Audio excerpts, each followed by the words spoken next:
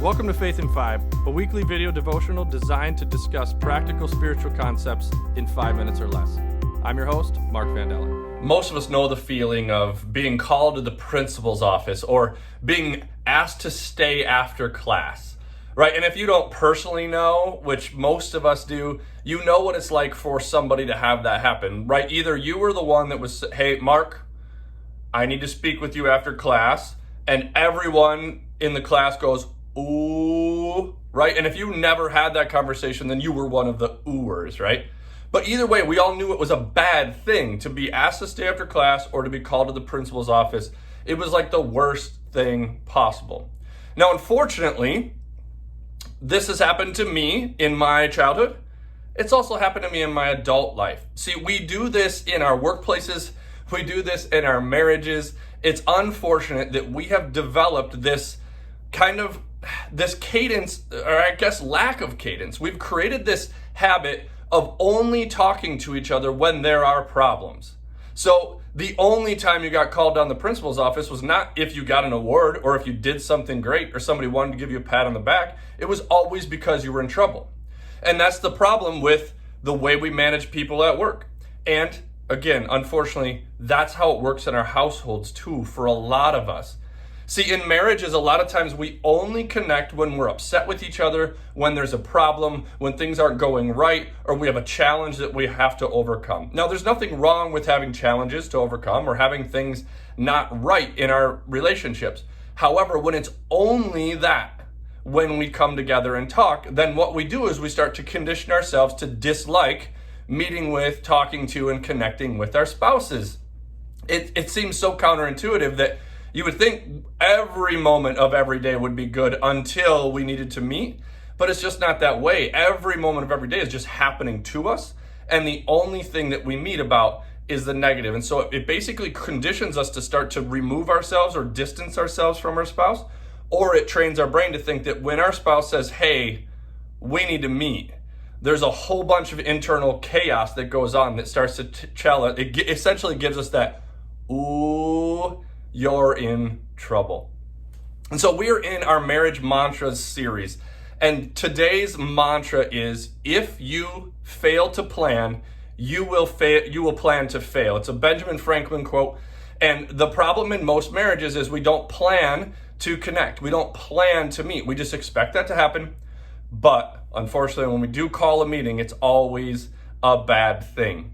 See, there's a lot of research on healthy couples and happy couples and what kind of things that they do regularly that lead to happiness.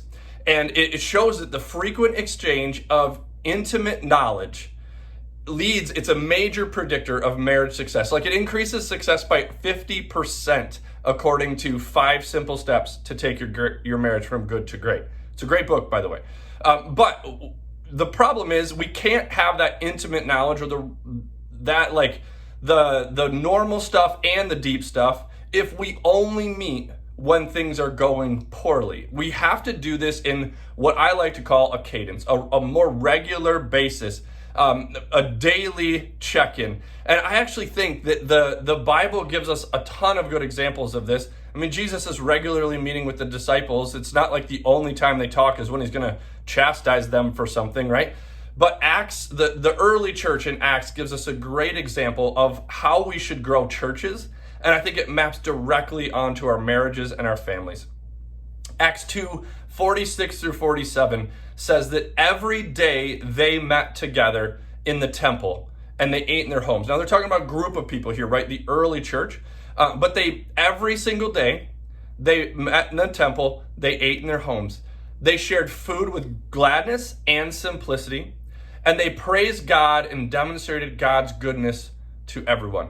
So there's a couple things in this verse that I think we can take out and extract and apply to our relationships in this desire to plan for meeting together so that we can plan success and experience more energy, love, intimacy, all these things inside of our marriage. One is to meet daily. The 5 habits, or the five simple steps of taking your marriage from good to great, talks about daily briefings.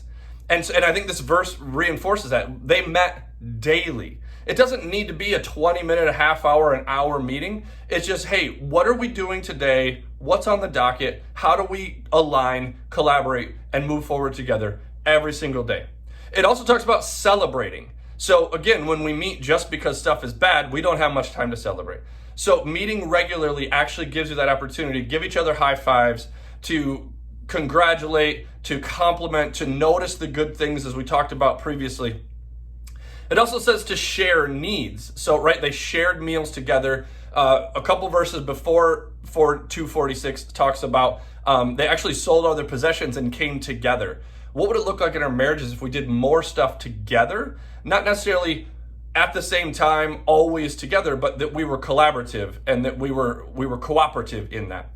And then the last thing that I pull out of that verse is some sense of purpose, right? They praised God and demonstrated God's goodness to everyone. Our marriages are an example, and it's really hard to be an example if we just let daily life happen to us. We meet to fight or argue, and then we go about our business making everything happen again. And so in your marriage, if you want marriage success, you also have to plan for that. So the message is start calling each other to stick around after class, or call each other into each other's offices on a regular basis, because then you get a chance to share the good, to high five, to compliment, and also work through the difficult stuff. But when we do it in that regular cadence, it's all a part of the normal dance, the normal steps, and we do so in a much better way. This week in your faith, if you do nothing else, if you aren't doing daily things, at least do it 3 to 5 times this week. Check in with your spouse 3 to 5 times this week. And hopefully you'll start experiencing the growth that the early church experienced, because they were connected regularly and they were connected to God. Thanks for watching Faith in 5. If you like what you see, please like and share. If you're interested in making a donation to our ministry, please click the link below.